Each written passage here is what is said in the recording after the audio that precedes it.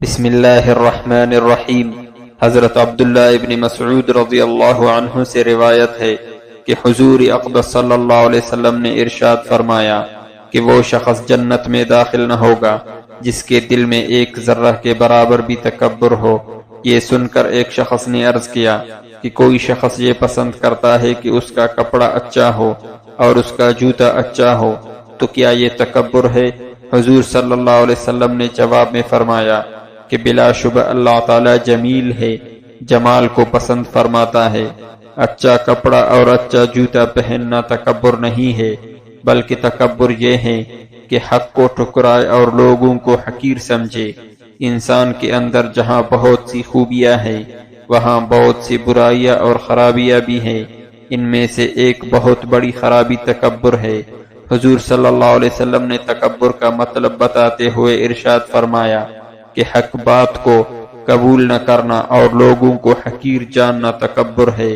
اگر کوئی اچھا کپڑا یا اچھا جوتا پہن لے اور دوسرے آدمیوں کو حقیر نہ جانے اور حق بات کو قبول کرنے سے گریز نہ کرے تو یہ تکبر نہیں ہے۔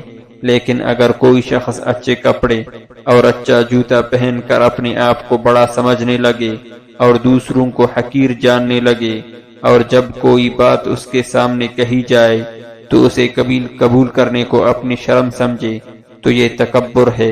بہت سے لوگ غریب بھی ہوتے ہیں، ان کے پاس اچھا کپڑا تو کیا بقدر ضرورت معمولی کپڑا بھی نہیں ہوتا، لیکن پھر بھی حق کو قبول نہیں کرتے اور لوگوں کو خواہ حقیر جانتے ہیں۔ یہ تکبر ہے۔ کسی میں علم کی وجہ سے اور کسی میں مال کی وجہ سے اور کسی میں جائیداد مرتبہ اور عہدے کی وجہ سے تکبر ہوتا ہے، اور بعض لوگوں کے پاس کچھ بھی نہیں ہوتا، جاہل بھی ہوتے ہیں اور فقیر بھی، پھر بھی اپنے آپ میں نہیں سماتے۔ یہ لوگ خواہ مخواہ دوسروں کو حقیر جانتے ہیں اور حق بات کو ٹکراتے ہیں اور اس بارے میں مال اور جائیداد مرتبہ والوں سے بھی آگے ہوتے ہیں۔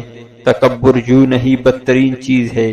پھر جب تکبر کا کوئی سبب موجود نہ ہو، نہ مال ہو نہ علم ہو، تو اس کی برائیاں اور بھی زیادہ ہو جاتی ہے۔ بندہ ہے، اسے بڑا بننے کا کیا حق ہے؟ اس کو تو ہر وقت اپنی بندگی پر نظر رکھنی چاہیے۔ اللہ تعالیٰ نے جو کوئی نعمت عطا فرمائی ہے، علم ہو یا مال ہو یا جائیداد ہو یا مرتبہ ہو، اس کا شکر ادا کرنا چاہیے اور یہ سمجھے کہ میں اس قابل نہیں تھا۔ اللہ تعالیٰ کا فضل و انعام ہے کہ اس نے مجھے یہ نعمت عطا فرمائی ہے۔ اللہ کی عظمت اور کبریائی اور اپنی بے بسی اور عاجزی پر جس قدر نظر ہوگی اس قدر تکبر سے نفرت ہوگی اور دل میں تواضع بڑھتی چلی جائے گی۔ جس میں پاخانہ بھرا ہوا ہو، جس کو موت آنی ہو اور جس کا بدن قبر کے کیڑے کھانے والے ہوں، اس کو تکبر کہاں زیب دیتا ہے۔